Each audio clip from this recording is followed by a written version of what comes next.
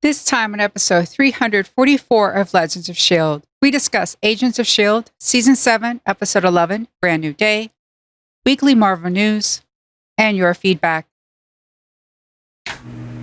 I'm Chris from Play Comics, a show where we look at video games based on comic properties and how well they stick to that source material, a part of the GonnaGeek network, just like the show you're checking out now. Shows on the network are individually owned, and opinions expressed may not reflect others. Find other astonishingly geeky shows at GonnaGeekNetwork.com. You have been granted clearance by director Alfonso Mack Mackenzie. Stand by for a S.H.I.E.L.D. debriefing.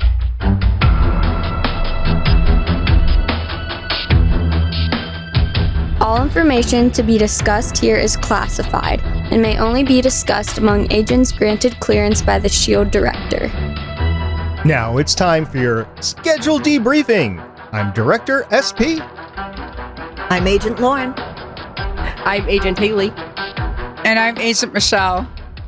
Welcome to Legends of S.H.I.E.L.D., a Marvel Comic Universe fan show. The show is recorded on Thursday, August 6th, 2020, live from the Legends of S.H.I.E.L.D. studios and broadcast space-wide via www.geeks.live. Come and join our live chat as we record. Ladies, happy National Root Beer Float Day. Say that again. National Root Beer Float Day. Root beer. I have never once heard it pronounced like that. Are you Canadian? You've been hanging out with Steven too much. I'm from Minnesota. I was born in Brooklyn, but I don't have that accent because grew up from Minnesota. So that's where things are. There's slight Canadian. So would you say you're just a kid from Brooklyn? Yes, I'm just a kid from Brooklyn. Yeah, I've been hanging out with, Steve Rogers. Okay. I haven't had one of those since I was a kid. Used A&W root beer. See, I like mine with Barks root beer because it's a little like... It's got bite. I know that the phrase is stupid, Barks has bite, but it's pretty true. It's good stuff.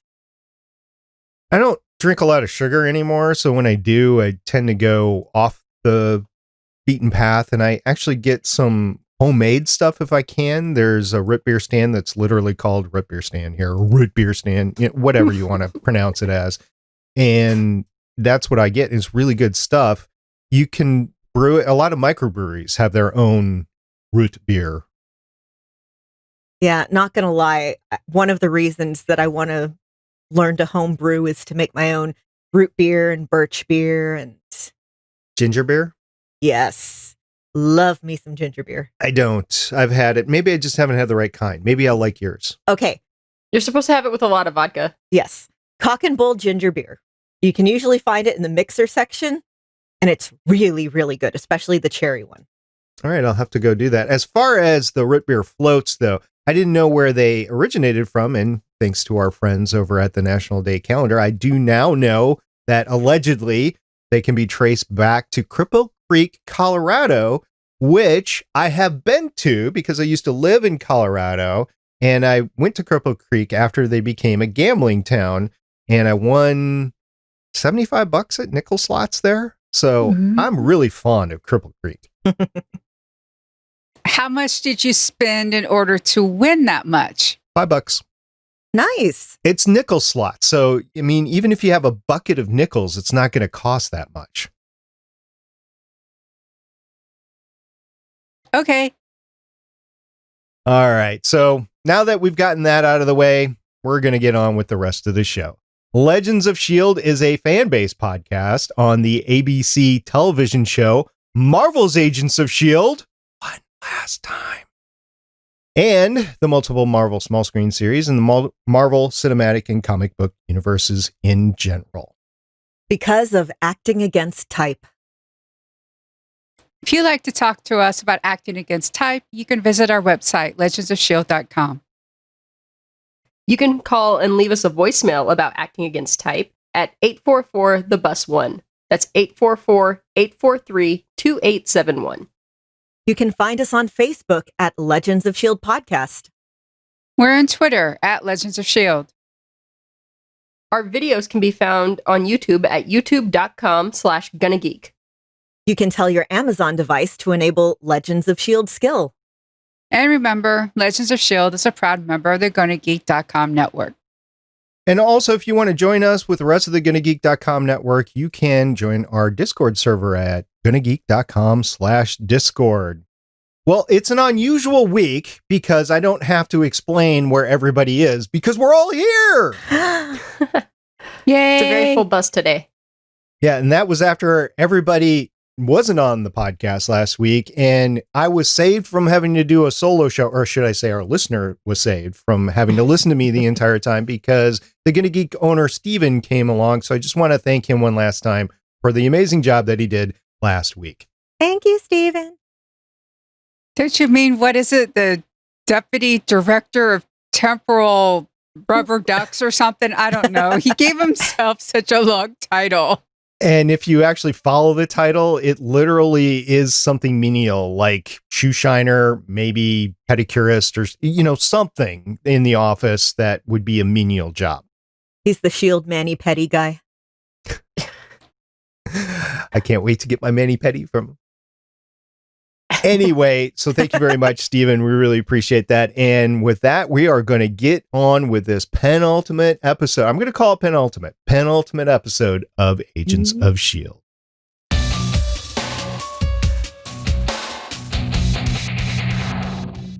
Agents of S.H.I.E.L.D. Season 7, Episode 11, called Brand New Day, was broadcast on ABC August 5th, 2020, and put on Hulu on August 6th, 2020. Haley, who directed the episode? This was directed by Keith Potter. He has only 2 directing credits starting in 2016, and those credits are 1 episode of Agents of S.H.I.E.L.D. Slingshot and 2 episodes of Agents of S.H.I.E.L.D. Can we take a second here? Because he only had 1 other episode of Agents of S.H.I.E.L.D. in the Slingshot, and I think he did a great job. What do you guys think? Yeah. All right. I really dug this episode. Me too. Way to go, Keith. And we look forward to more of your stuff in the future. Unfortunately, it won't be with Agents of S.H.I.E.L.D. Wah, wah. So, Lauren, who wrote this episode? This episode was written by Christopher Freyer, who has 3 writing credits starting in 2012. The Letter and the Titus Initiative, which are both shorts, and then this episode of Agents of S.H.I.E.L.D. However, he's also been a production assistant for 26 episodes of Agents of S.H.I.E.L.D. going back to 2015. And Agents of S.H.I.E.L.D. has had the same showrunner for all 7 seasons, husband and wife team, Maurissa Tancharoen and Jed Whedon. And last week we talked about, Stephen and I talked about how unusual that is to carry all 7 seasons with the same showrunner. So again, my congratulations are out to this team. Woohoo! Way to go. All right, Season 7, Episode 11, titled Brand New Day. Coulson said the thing in the middle of the episode, and we often equate the theme of the episode to the title of the episode. We haven't had Haley here for a while to give us her great insight in it, so I'm looking forward to what she has to say about Brand New Day. They were supposed to break out into song and do the Dr. Horrible song, but it got cut for time. But that's where the name of the episode came from. I think Lauren would agree with you. Mm-hmm. Yeah, so I will talk about it. Actually, there's not really that much to talk about later in terms of this. When I was live tweeting it, I pointed out a couple of Dr. Horrible references. One scene that I'm really, really sure is a reference to Buffy and Angel. And so, yeah, I agree with Haley. It's totally a Dr. Horrible reference. Also, there's the whole thing of, we've been talking for a while about, okay, how does their time travel work here? And I've been a very, very vocal advocate that it's a whole new timeline. And that's sort of what Cora mentions in this episode. So for them, it is a brand new day. They're not getting back to their universe. This is a whole new timeline. It's all new from here on out. Well, we don't know that. They could actually, what they're trying to do is actually get back to their time stream. So they could happen. Allegedly, that's what they're trying to do. I don't know if they will or not, but that's what they're trying to do.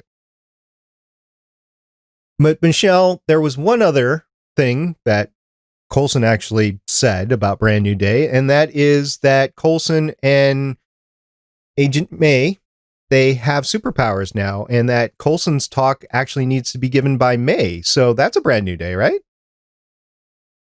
I suppose. Well, that's why he said it's a brand new day. It's because I have superpowers. I could talk to computers. I'm a hacker. I have so much to say about that, actually. And then May she's given the talk because she did the whole thing with Yo-Yo and whatever. It's sensitive May is actually working. So that's the brand new day there. Now, I know what Lauren is excited to say, so we're just going to go right into it. So Hacker Coulson. Yeah. So when, Sybil has infected the computer, is breaking in, and May asks if Coulson can read, the background matrix letters that are going on. And he's like, I don't know, because May remembered he mentioned being code. And it turns out, yeah, he can speak computer now. So he's there being the team's hacker. He acknowledges to May, no, I'm not the person who gives the big emotional speeches anymore. You are, because you can actually feel people's emotions. So I started thinking about it, and we've had such a shuffle of team roles since the beginning of the show. We have Mac as the leader. We have Daisy going from being the hacker to basically taking May's place as the heavy-hitting second in command. We have May now with superpowers, basically, as one of the emotional centers of the team. We have Coulson being the hacker. We have, Fitz and Simmons. They went from just adorable little lab nerds to complete badasses who are trying to save a timeline. We had, we have Deke right now, who, when he first showed up, I was like, oh, this guy. And he also turns out to be one of the hearts of the team. So there's just the shuffling of team roles, and it kind of fits into the theme this episode of everything's changing. This is the last mission, blah, blah, blah. It had me really excited and nostalgic, and I think I'm going to have to do a complete rewatch after this series is done. There is a lot that pans back to season 1. I've watched season 1 when I was playing out the garage earlier this summer before this season started, and I'm glad I did because there's just a lot of references throughout the entire series, but especially season 1. So that's awesome. Now, you mentioned the science babies. You mentioned Fitzsimmons, and Haley, you said that you wanted to talk about it, and I think I know where you're going with it, but I'm going to give you the floor here. Tell us about Fitz, because we have not seen Fitz until this episode. We finally get to see Fitz. Haley, the floor is yours. Okay, so back when this season started, I think I had said we were trying to figure out how long were Fitzsimmons working on this before they did the time travel, and we came to the conclusion that it was probably years. And I believe I said at the time, I think they had a baby. I think there's a little science baby out there, and I think that even more now because Fitz had said he wanted to live some life before they did this time travel business. And I think part of living that life is that they had a kid. And that's one of the things that Jemma is so broken up about, is because she left a child behind. And she doesn't know if she'll be able to get back to that child with everything that they're doing with the timeline. That was the essence of Continuum, of how Continuum ended, by the way. And I'm going to spoil the show for everybody. But yeah, that was the fact that the mom couldn't get back to her child. Very, very rough. That is one way to take it. I'm just going to continue my hypothesis, because Stephen allowed me to do it last week, is that it could be blood work, could be that one of them, probably Fitz, has some sort of incurable disease. Yes, I think that too. Yeah. That seems to be a lot of the guessing that I saw on Twitter last night. But if you take your meaning of it, Haley, then the blood work could be a pregnancy test. So yeah, the 9 months beforehand, hey, a lot of couples do it. They live what they can of their life with the woman being pregnant. They live what they can until the baby comes. So yeah, that is entirely feasible. I just had a coworker, and 2 coworkers actually. They both work in my building, and she had a baby, and beforehand they went out and they had what do they call it? A baby moon. They had a baby moon. And this was pre-pandemic. They had a baby moon down in Florida. So they went down to the Keys, had fun down there. So a lot of people do that. I like that theory a lot more than, oh, Fitz has been dead all along, because that seems obvious. Like, if they go that way, it seems a little too obvious to me. Also, how many times are we going to kill Fitz? Come on. There is also that. Yeah. He's like the Daniel Jackson of the show. So I was looking at his IMDb page to figure out why he hasn't been on the show really a lot for the last few years. And it's like, he hasn't done anything else either. I remember hearing a rumor, and this was on one of those like blind item websites. So take it with just all the grains of salt. But there was a rumor that he and Elizabeth Henstridge don't really get along. Ooh. Again, rumor from several years ago. Huh. The talk on Reddit is that his schedule was different, but I also went to IMDb and I didn't see anything, but I didn't know if it would have been like a play, maybe. I don't know. And they weren't supposed to, season 6 and season 7 wasn't supposed to happen. So if you are a working actor and you want to do something else, I could see, oh, sorry, I booked this and it was just too late to change something, but I don't know. Yeah, well, I was expecting to see like another series or a couple movies or something. And it's like, oh, that's why he's not here, because he moved on. I did not hear the whole they don't get along. Like I said, I saw it years ago on a blind item website, and Okay. I'm just going to pretend I didn't hear that. yeah, at the same time, I think that blind item, I don't know. It was like some star of these two, the two co-leads or two of the romantic characters don't like each other. I don't know. It could also have been about Castle, which we know is substantiated. Anyway, sorry. I like to read garbage blind items when I can't sleep. Sometimes you get some good stuff out of that. So, Michelle, we have a Quinjet in space scene, and it came about because Daisy knew she had to do something that was out of the normal, so Sybil couldn't predict what she was going to do. But yet we find out, in case anybody was paying attention all along, we find out that Daisy is the only S.H.I.E.L.D. team member, which does include Deke, because he has flown a Quinjet, Daisy has not flown the Quinjet. So, Michelle, how was she thinking of getting into space? Well, it's one of those things. I think it was one of those, well, if Deke could do it, I could do it. I mean, how difficult could it be? I just see them flip buttons.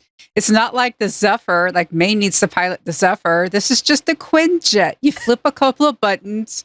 You're just like a monkey, and you eventually you hit the typewriter enough, you get Shakespeare. I have some serious problems with a lot of stuff here. One of the things is that the Quinjet flying in space, because in that season finale last year, when Deke was flying the Quinjet, he reached underneath the Quinjet to fix some of the power regulators, which was open to the ground down below, which means it was not airtight. So how can the Quinjet be in space and be airtight? So that's one nitpick I have there, but we'll let that one go because the Quinjet has flown in space before. Yeah, right. The other nitpick I have specifically is, so Sousa's up there with him. He's floating around. So, oh, my tummy, he's weightless for the first time and doesn't really have any reference. At least we would have reference to, oh, you go to space and you're weightless and you might get seasick or space sick or whatever. But he doesn't know any of that. So he's like, oh, and then so Deke looks at him, or not Deke, but Mac looks at him, and then he flips a couple of switches. I freeze framed those switches because I'm like, is there a artificial gravity switch on the Quinjet? Nope, there isn't. Also, why would there be? Because it's not designed to go into space. Right. So there was, the switches were an alt norm set was switched to auto feather. And then there was another alt norm reset was set to prom sync. So those were the two switches that Mac threw, just in case anybody's wondering.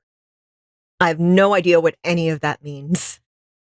You don't have to. It's just, there was no, I'm turning on the artificial gravity switch. Now, we have had Quinjet in space. I just mentioned that before. And it ironically was Daisy's boyfriend in space. I saw someone on Twitter mention that they were having like they were remembering Lincoln all of a sudden and getting really emotional. And I wasn't really because I didn't care about Lincoln, but. Well, they did bring Lincoln up when they were talking about team members that they would like to have back. And Trip. Cora was trying to say, okay, let's bring all these people back. And she even mentions Grant Ward. Well, Grant Ward's on the kill list. But anyway, going back to the Quinjet, my favorite moment is the Mac being dad to Sousa, giving the dad speak about like, what's your intentions toward Daisy? I was just like, that is just so Mac. I love that moment. It was really good. You know, Mac has had some amazing director moments this season, aside from the fact that, you know, his parents died and he had to deal with that whole thing. But he's had some amazing leadership moments. And one of the things that really threw me in this episode is that Sousa called him sir. Like, Sousa is probably, in my mind anyway, pretty equivalent to Mac. Now, Mac's the director, but Sousa is deferring to Mac as the leader, and Mac just runs with it, and he's become more and more director-like since the whole thing with his parents. And I don't know if that's writing or just the Mac progression all along, but he's really been a director here. Well, Sousa was only ever an agent of S.H.I.E.L.D. He wasn't, he might have been a high-ranking agent, but it's not like he was a director or anything. Yeah, we've established Sousa as like the ultimate backup guy. Okay. I mean, he was going to take down Hydra, so. Well, no, he's going to get killed. Yeah, right. Talking about people that get killed all the time, Coulson, he comes back with a vengeance. He figures out he has another superpower. It's not just the Chromacon LMD body that he has, but he now can hack, and he goes toe-to-toe with Sybil for a while until Sybil hatches her plan and gets inside. Are we going to see Coulson hacking anymore in the finale? Probably. No, I don't think so. They have ships bombing. I think he's going to plug a cable into some body part. It's going to do an Independence Day. That'd be cool. Oh, no. This is really going to be solved by a Coke can. Like, that's what I remember from that whole thing. Yep. Shooting the Coke can. Can you place it up there? Can you place Yeah. it up there, please? Yeah. And it was Alec Baldwin that tried to shoot it, right? Yep. Or not Alec Baldwin. Adam Baldwin. Alden Baldwin, the crappy guy, yeah. Jane. Before we knew he was a... He Yeah. is a terrible person. Yes, yes. Like, the actor himself is a horrible human being. Okay. I didn't know that. I know, like things you wish you never knew. Yeah, Yeah. things that I wish I could unlearn, but what you gonna do? Sousa has fun calling Quake by her superhero name once he figures it out from Mac. Quake, you're going to put a little Q on your utility belt. I thought that was cool because it takes, whenever I hear utility belt, I go to X-Men for whatever reason in the Marvel Cinematic Universe. So I don't know. I thought that was a cute little moment. They're adorable. It was pretty adorable. Cora had some amazing moments of just using her powers. You could tell that she had fooled everybody, and nobody was fooled, really. They were just allowing it to play out. I think May did some good before Cora left, but it's hard to tell because she does end up with Nathaniel at the end. Yeah, May shows Cora Jiaying's dead body. And that was actually a super emotional moment. I really, really loved that. And May tells her, look, Nathaniel did this. She died protecting your sister. Nathaniel was attacking Daisy when Cora was like, oh, he had to have had a reason. He had to have had a reason. And maybe it's because I read a lot of Am I the Asshole on Reddit, but it's just like, oh, no, sweetie, you're in a bad relationship. You are in a very toxic relationship. This is all justifying stuff that I have read over and over and over. Please leave him. So I'm guessing she's going to be the one to kill him next episode. Yep. I hope so. Although I did see in the previews fight that Nathaniel I don't think was in. Cora was definitely in it. No, Nathaniel was in, Cora wasn't in it. That's right. Lots of stuff to come. Before we get to predictions, one last thing. Deke, he tries to play a little Die Hard. And one could argue that he played it well because in Die Hard, Bruce Willis gets beaten up like terribly. And I think Deke got beaten up terribly. So I think it was close enough, but Deke didn't save the day. But on the upside, Deke also didn't have to walk barefoot across broken glass. So I'd call that a win in my book. There was broken glass there because Nathaniel had thrown something through the door. But he didn't walk barefoot through it. That we know of. Anything else from the episode? The Buffy Angel moment that I was mentioning specifically was when we're having the flashback in Simmons's mind, and she keeps saying, I don't want to forget. I don't want to forget. Everybody who saw Buffy, I think season 4, Angel season 1, there was that whole episode where Angel got a ring that let him be human and walk around in the day, but it was going to like cause the end of the world. And they basically made a deal so that like the past 24 hours would be rewound. And he and Buffy had been happy for all of like a day. And she's like clinging to him saying, I don't want to forget. I remember, high school me cleaning my room and bawling. So yeah, I remember that moment. I saw that. I'm like, it's that moment. We really don't know where Fitz is still. No, we don't know where or when or if he's still alive or not, but we actually see Ian DeCassicker on screen. So that was a bonus for this. It only took us more than 10 episodes with only 2 left. And we also got Enoch back in the flashbacks. That was awesome to have Joel back for the flashbacks. And not only Joel, but I forget the actor's name, but the one that Enoch, the body, the face that he took at the end of last season. Mm-hmm. So they didn't forget about that. They brought that back. So I thought that was pretty cool too. Now, I want to give one last shout out to season 1.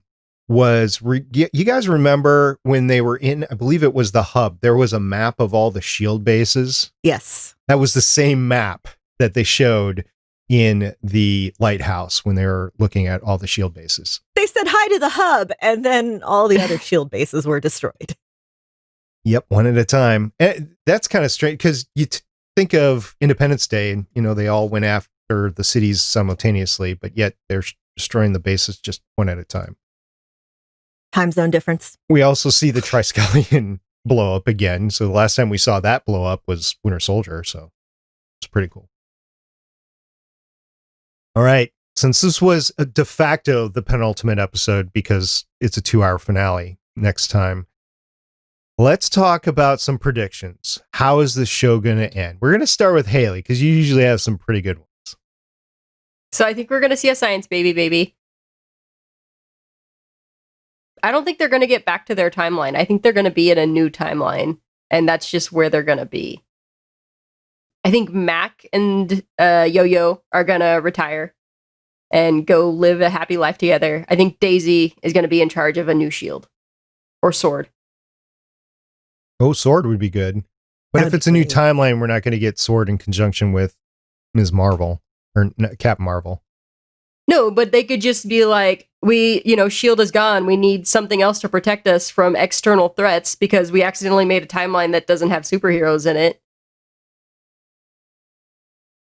Yeah, I still think the whole Avengers things is still too sweet for them not to use with Enver as Sousa, but we'll see if we get that or not. Last week, I talked all about how this is definitely setting it up for another timeline to make sure that you've erased the Inhumans and Agents of S.H.I.E.L.D. from the MCU. So as far as the MCU is concerned, none of this ever happened. And I could definitely see them wanting to end that way so they don't have to explain it and bring it forward in Disney Plus and with the MCU. I think that sucks. It's 7 years of an amazing show. Here is a show that was advertised to be tied in. It was part of the, hashtag it's all connected. And halfway through the first season, its entire premise gets blown up because of Winter Soldier. And here's a show that had to completely reinvent itself because of what happened in the movies. And we ended up getting not only just a great superhero show, but a good television show for a good solid 7 years. I mean, it had bumps and such, but it was a good show for a good solid 7 seasons. And to just erase it, I mean, it's not like it's Netflix. This was on ABC. This is a character that was in the Avengers. They've made a couple of references to Coulson dying and such. I think it's just a slap in the face, not only to the fans, but also just everyone involved in the show. Like, let's just erase you from the MCU because you've become inconvenient to our ultimate corporate plan. I don't disagree. I just see that as a possibility of happening. I don't see why it's necessary, though, because I don't feel like they've done anything in Agents of S.H.I.E.L.D. that they're going to want to revisit. They're like, it's not like they've used any major characters that they're going to be like, oh, well, we want to do something different with that character, and we can't because Agents of S.H.I.E.L.D. exists. So I think Agents of S.H.I.E.L.D. was in the same universe up until they started doing time travel, and now they're in a different timeline, and they may or may not in the show in a different timeline, but I don't see why it undoes what we've had before. The big thing is the Inhumans, both in the Inhumans series and in Agents of S.H.I.E.L.D. One of those I can forget. They can use mutants now, so they don't have to do anything else with Inhumans. Yeah, that's exactly my point, is that they don't want to bring any reference at all of the Inhumans into the MCU. Well, yeah, I mean, you could not reference it, and that doesn't mean it doesn't exist within the universe. It's very difficult to understand how Disney wants to proceed, especially since the Inhumans series was such a flop. I don't know. I don't know what decisions that they're making. Now, I do know that Kevin Feige probably wouldn't want to do that, but who knows? Anyway, so Haley, you've had your stance on what's going to happen. Lauren, we'll go with you. I have read a lot of theories that I sort of agree with on, it's going to end with them coming back to the main movie universe, and the main movie universe is now the split from the timeline. Okay.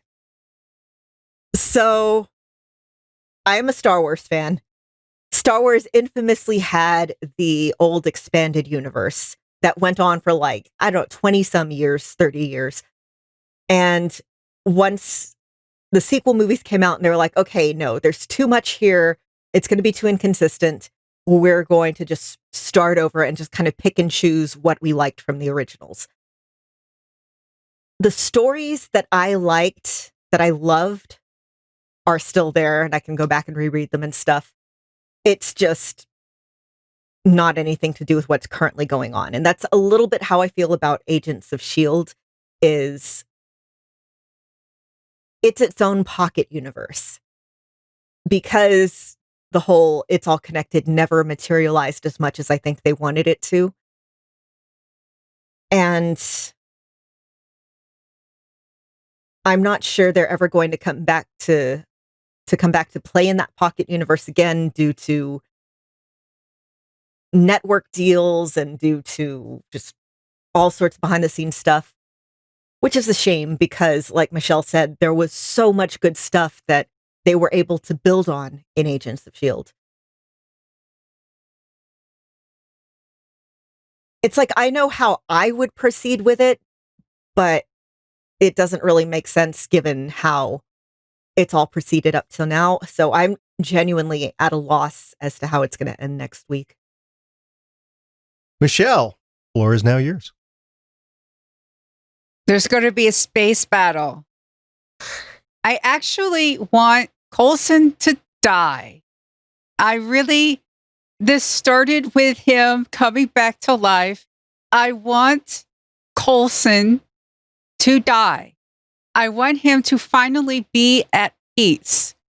And I know that's going to hurt May, and this is not probably a popular opinion, but I don't care. Let him go.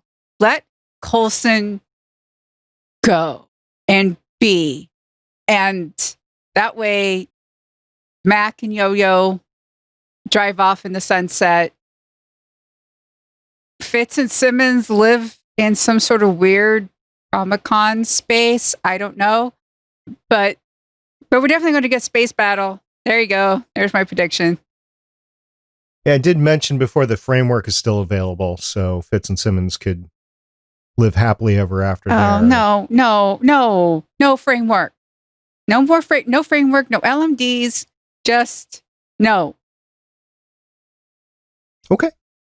I don't know. We'll see. The one thing that I would love to say that I know, but I don't know anymore, is that the showrunners, when they were filming the final season, said, we're going to bring back Ghost Rider.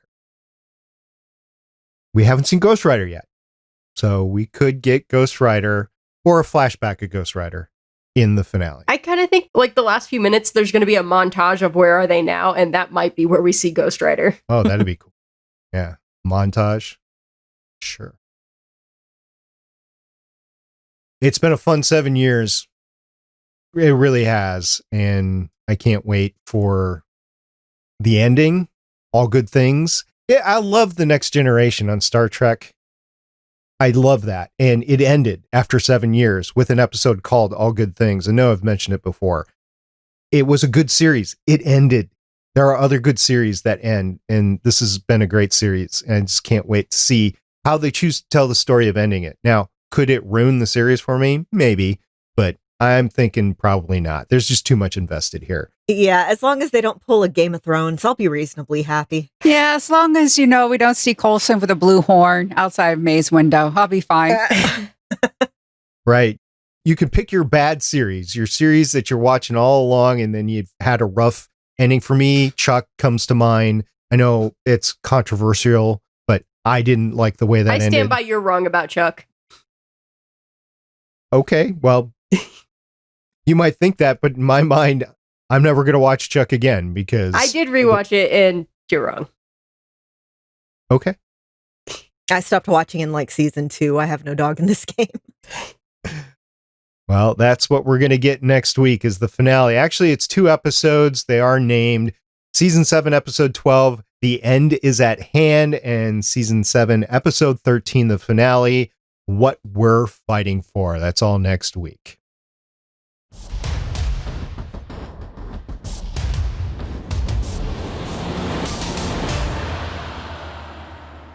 We have a couple of news items. First, we have a director for Captain Marvel 2. This makes me so happy. Nia DaCosta, who has directed the new Candyman movie, which was supposed to be released this summer, got pushed back to October 16th of this year. Probably going to be on streaming. But anyway, it looks fantastic. She's going to be directing Captain Marvel. She will be the first Black woman to direct a Marvel movie and the second Black person to direct a Marvel movie after Ryan Coogler, who directed Black Panther. And her debut movie, Little Woods, stars, and I think it was produced by Tessa Thompson, Valkyrie, and that's currently streaming right now. Well, that makes me happy. The next news piece isn't that happy because we have some awful allegations. So this came out during Comic-Con. Peter Shinkoda, who played Nobu in Daredevil, has alleged that Jeff Loeb made some pretty racist comments against Asian people.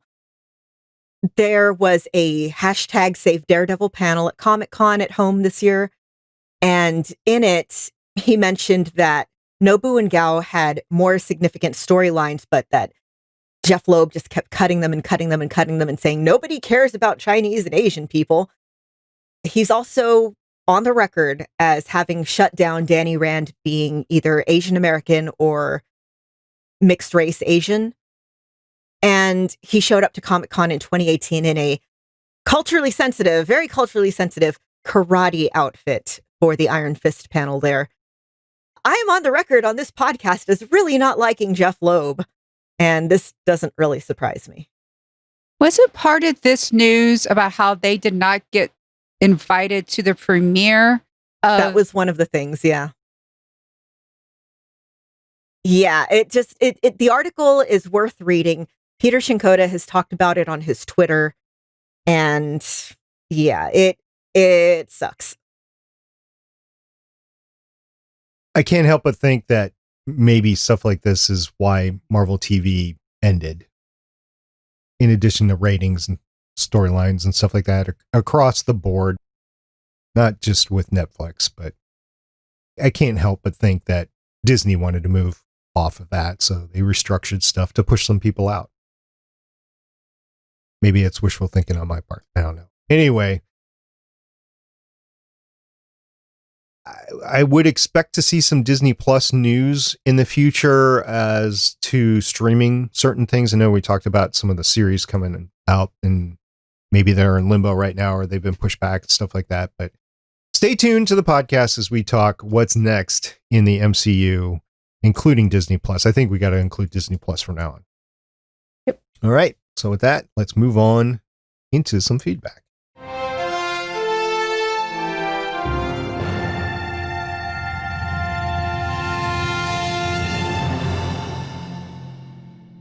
So we have a little bit of feedback from Twitter this week. First off, from the Marvelous Madams at Marvel Madams.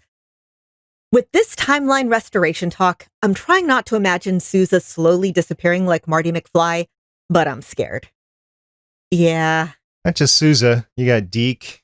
You got Daisy now. Mac. Yeah. Mac was still born, though.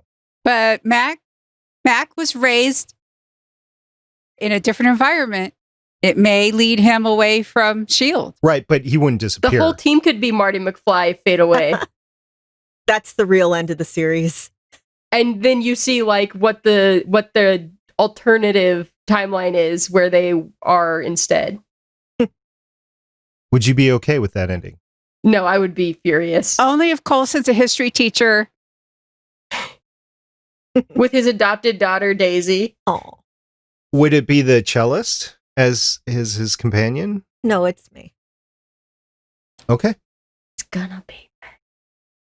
We also have from at Adana Girl on the discussion of, I forget who it was, somebody on Twitter, Liliana81 mentioned thinking that Sousa was wearing suspenders and it's actually like a gun holster.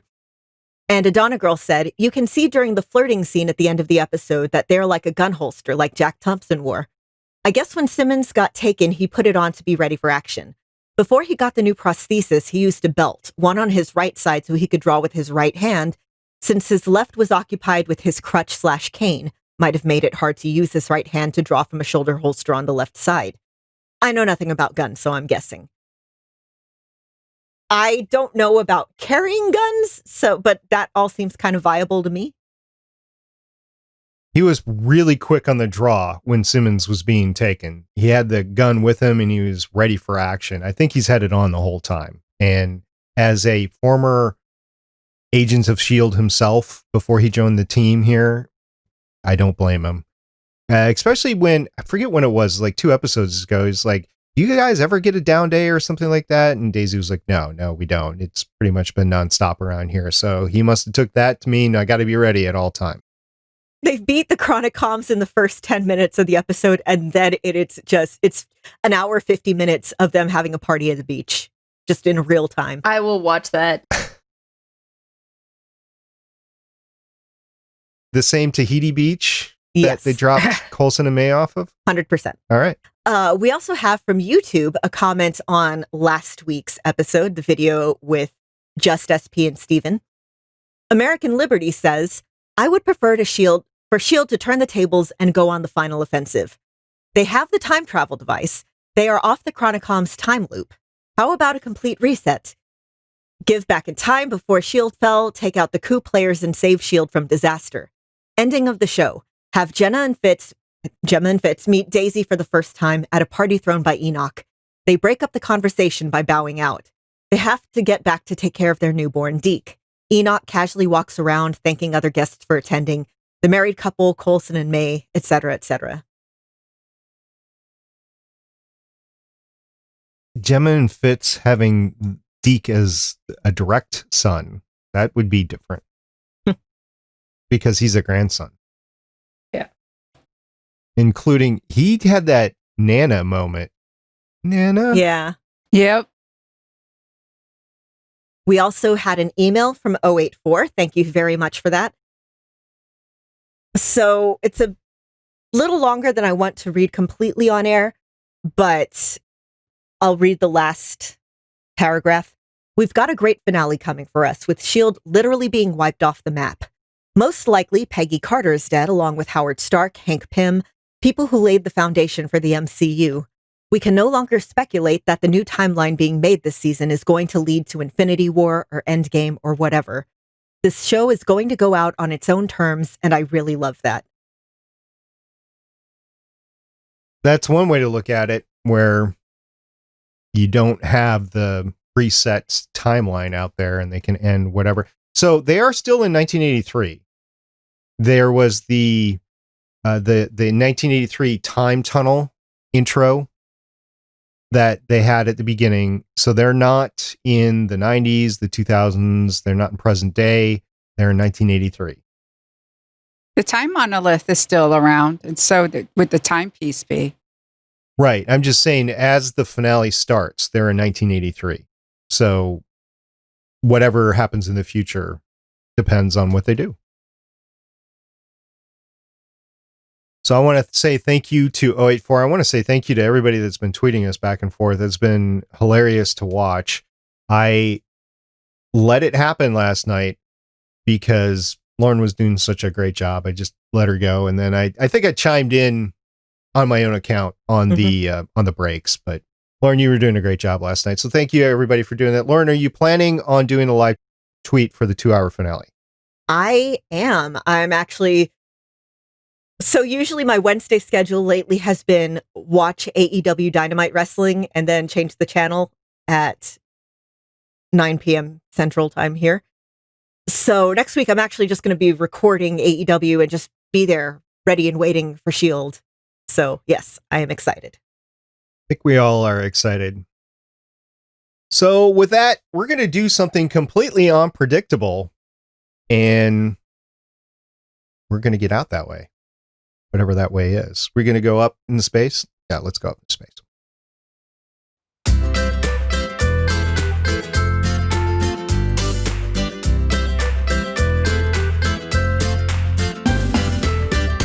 Thank you for downloading this podcast. Thank you for watching us on YouTube. We really appreciate all the comments, all the great reviews on Apple Podcasts and on Podchaser. Thank you very much. We appreciate you. And we can't wait to watch the finale with you next week.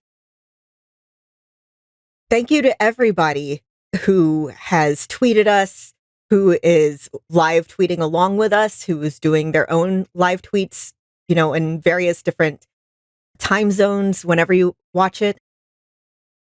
Next week is the last Agents of S.H.I.E.L.D. live tweet. I've got a lot of emotions. I'll see y'all there. Thank you so much.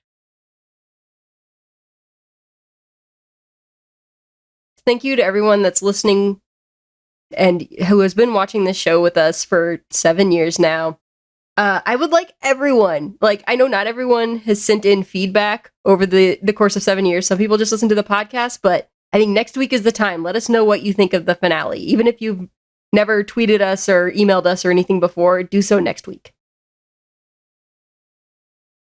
Yeah, thank you to everybody who listens. And remember, the show will go on even after the S.H.I.E.L.D's finale. We have so much stuff to watch. The show meaning Legends of S.H.I.E.L.D, not Agents of S.H.I.E.L.D. Yeah.